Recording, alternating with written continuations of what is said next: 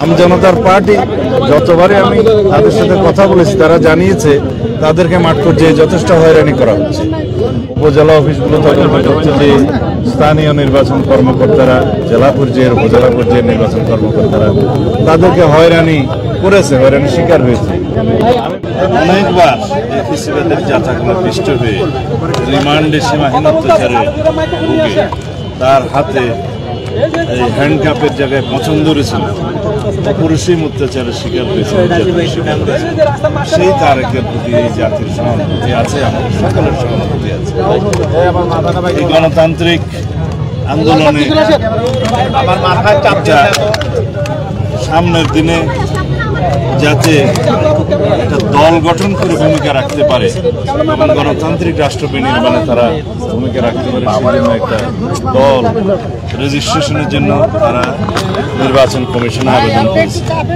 দীর্ঘ অনেক প্রক্রিয়ার মধ্য দিয়ে শেষ পর্যন্ত তাকে জানানো হলো যে তার আবেদনটা বিবেচিত হচ্ছে না।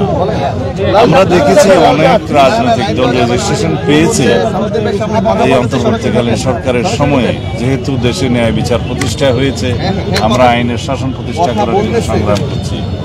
সেই জায়গায় দেখেছি যারা রেজিস্ট্রেশন পেয়েছে তাদের অনেকে আদালতের মাধ্যমে পেয়েছে, অনেকে হয়তো বিভিন্নভাবে তাদের যে ইলেকশন কমিশনের চাহিদা যেগুলো পূরণ করতে হয়। আমজনতার পার্টি যতবারই আমি তাদের সাথে কথা বলেছি তারা জানিয়েছে তাদেরকে মাঠ পর্যায়ে যথেষ্ট হয়রানি করা হচ্ছে। উপজেলা অফিসগুলো তদন্ত করছে যে স্থানীয় নির্বাচন কর্মকর্তারা, জেলা পর্যায়ের উপজেলা পর্যায়ের নির্বাচন কর্মকর্তারা তাদেরকে হয়রানি করেছে, হয়রানি শিকার হয়েছে। আমি ব্যক্তিগতভাবেও নির্বাচন কমিশনের সংশ্লিষ্ট মাননীয় কমিশনারদের সাথে কথা বলেছিলাম যে তার বিষয়ে বোধহয় ন্যায় বিচার করা হচ্ছে না। তারা আশ্বস্ত করেছিলেন যে বারবার সময় দিয়েছিলেন যাতে পুনঃতদন্ত করে সেগুলো বিবেচনা করে, কিন্তু বারবারই দেখা গেছে যে মাঠ পর্যায়ে তার প্রতি সুবিচার করা হচ্ছে না। এই জন্য অবশ্যই নির্বাচন কমিশনের শীর্ষ পর্যায়ে থেকে বিষয়গুলো দেখা উচিত যে মাঠ পর্যায়ে কি হয় না হয়। এখন আজকে আমরা অনুরোধ করেছি যে তার বিষয়টা, তার আবেদনটা যেন আবার আপিল করলে আইনানুগভাবে সহানুভূতির সাথে দেখা হয়।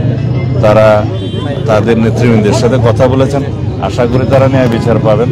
আমি যেহেতু তারেকের শারীরিক অবস্থা অত্যন্ত নাজুক খবর পেয়েছি এবং ঝুঁকিপূর্ণ অবস্থায় আছে, সেজন্য তাকে অনুরোধ করে আজকে তার অনশন ভাঙাতে এসেছিলাম।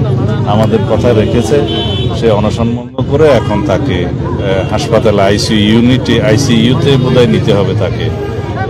এটা কি বলে যেন নিবিড় পর্যবেক্ষণে রাখতে হবে, তার শারীরিক অবস্থা আসলেই খারাপ।